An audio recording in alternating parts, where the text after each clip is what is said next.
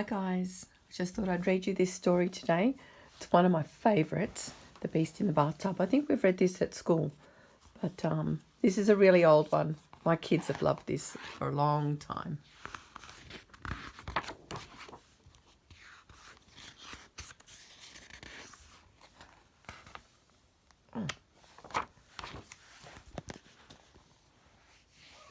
Lewis skidded down the stairs and into the living room.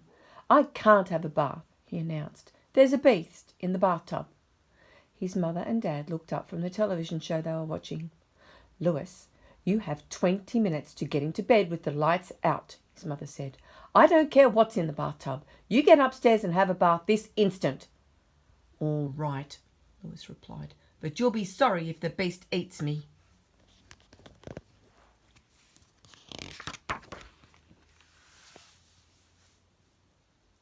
He went back upstairs and into the bathroom.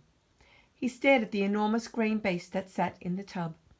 "Move over, beast," he said. "My mother says I have to have a bath."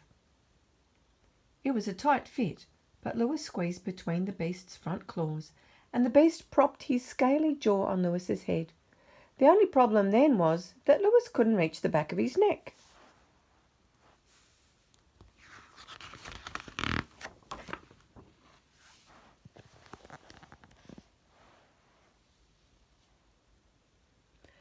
"Beast," said Lewis, "would you scrub my neck? And while you're at it, please check behind my ears." The beast used lots of soap for lather. Then he filled his mouth with water and squirted it between his teeth to rinse Lewis off. "Hey, that tickles!" Lewis cried as water ran down his back. The beast kept squirting and Lewis began to wriggle. Water sloshed all over the side of the tub onto the floor.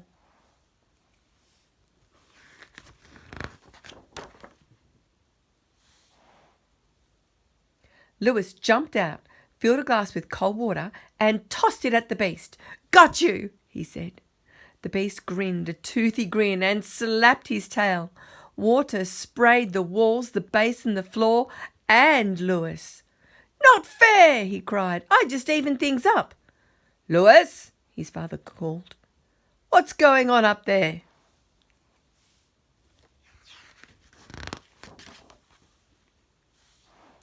"Uh-oh," Lewis said to the beast. He stuck his head out of the bathroom door. I spilled some water," he called, "but don't worry, I'm wiping it up." Lewis and the beast mopped the floor with towels. Then Lewis put on his cowboy pajamas and brushed his teeth. The beast didn't wear pajamas. He didn't brush his teeth either. It's not bad being a beast, Lewis thought. "Let's get a snack," he suggested.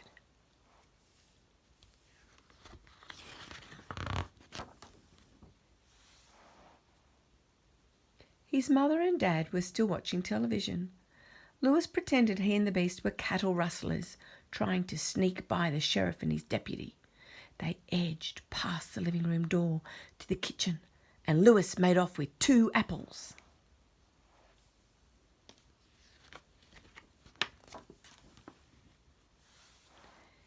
"Easy, old boy," he whispered to the beast as they tiptoed back upstairs. The sheriff and the deputy didn't hear a thing. Lewis ate his apple and tossed the core into the waste paper basket. The beast ate his apple, core and all.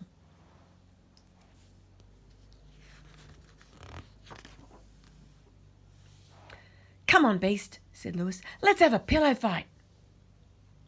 He grabbed one pillow off his bed and hit the beast with it. The beast flipped the other pillow and hit Lewis on the head.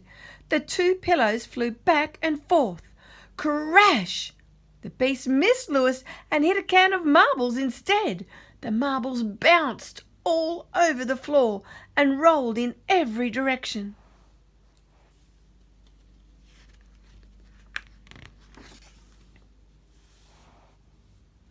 "For heaven's sake, Lewis," it was his mother calling this time, "what's going on?" The marbles fell over," Lewis answered, "but I'm picking them up." "Hurry up then and get into bed. Daddy and I will be up in 5 minutes to kiss you goodnight." The beast swept the marbles together with his forked tail while Lewis picked them up.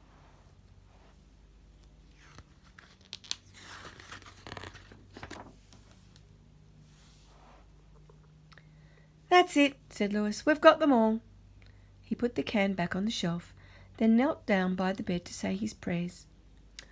God bless Mummy. God bless Dad. God bless Grandpa and Grandma. Lewis peeked through his laced fingers. The beast was watching him. And please God, added Lewis, bless the beast.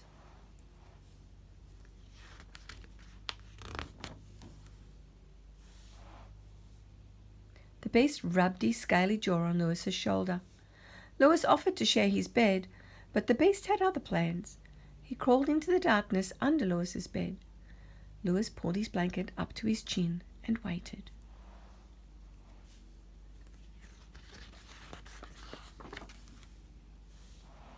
Soon he heard his parents on the stairs. How nice to find you ready, his mother said. She put out the bedside lamp while his dad turned on the nightlight. Then they both kissed him good night. Said his mother. You smell all clean from your bath, Lewis.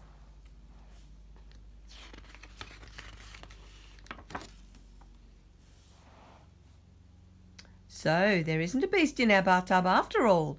Asked his dad, rumpling Lewis's hair. Of course not, replied Lewis. Well, that's a relief. Good night, son. Sleep well, Lewis, added his mother.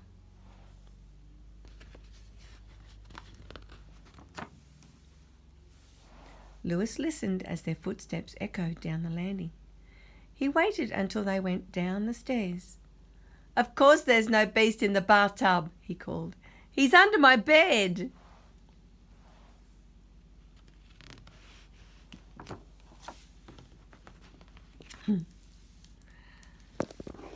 And that's the end of that story. I hope you liked it. My kids used to love that one.